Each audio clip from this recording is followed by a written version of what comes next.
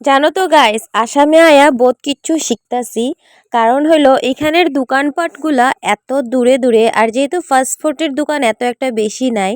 কারণ হলো আসামের মানুষ খুব হিসাবি। তার লাগাই তো সবের বাংলা গাড়ি সব কিছুই থাকে। যারা কিন্তু টাউনে থাকে তাদের পয়সা থাকে, কিন্তু বিপদে পড়লে যেন 10,000 টাকা বার করতেই কিন্তু গলা শুকায় যায়। কিন্তু আসামের মানুষ টাকা পয়সা কিন্তু খুব কষ্ট কইরা জমায়। কিন্তু যখন নিজের মানুষের বেমার আজার হয় বা বিপদে যখন পড়ে না, তাগো এতটুক ক্ষমতা থাকে যে 1,00,000 2,00,000 টাকা বার করার।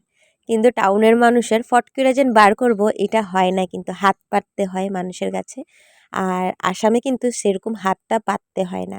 এটা কিন্তু একদমই সত্যি, কথাটা মিলায়া নিও। আর কথাটা শুনতে একটু খারাপ লাগবো তো কিলিগা কইছি, সব কিছু ভিডিওটা দেখলে বুঝতে পারবা।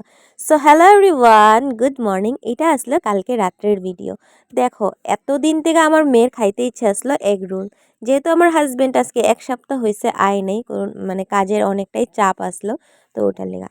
দেখো, আমার হাজবেন্ডে টাকা পাঠাইছে যে টাউনে গিয়া এগ রোল কিনা খায়ানো। কিন্তু আমার জালে কি কইছে, যদি বাড়িঘর বানাইতে চাও বাজেট করা শিখো। যেই টাকা দিয়া তুমি বাজারে গিয়া খাইবা, ওই টাকাটা দিয়া তুমি ঘরে আইনা পেট ভইরা খাইতে পারবা। আরও তোমার বাচ্চার পেট খারাপও হইব না।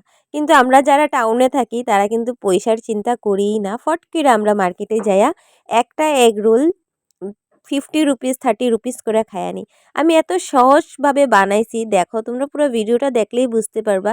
একদম ঘরের জিনিস দিয়া, খালি মেয়োনিজটাই কিনছি। আর ভিডিওটা তো দেখছো, আর তোমরা তো এগ রোল বানাইতে পারোই, তার লেগার পুরো রেসিপিটা কইলাম না।